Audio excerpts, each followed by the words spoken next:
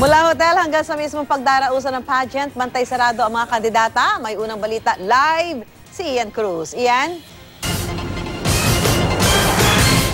Yes, Susan, maagang dumating dito sa Mall of Asia Arena ang mga kandidata at ang mga pulis din ay maagang nakadeploy mula pa lamang alas 12 hanggang alas 2 ng madaling araw ay nakadeploy na ang mga miyembro ng PNP. Susan, humigit kumulang sa 2,000 mga pulis, mga miyembro ng AFP at Philippine Coast Guard ang nakadeploy sa loob at labas nitong Mall of Asia Arena.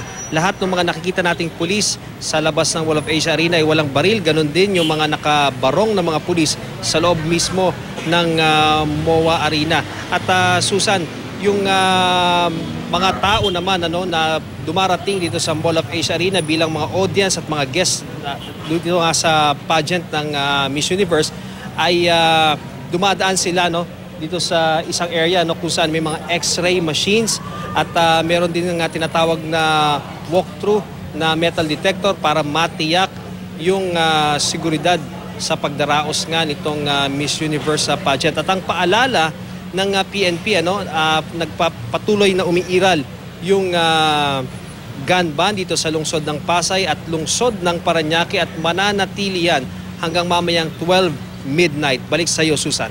Maraming salamat, Ian Cruz.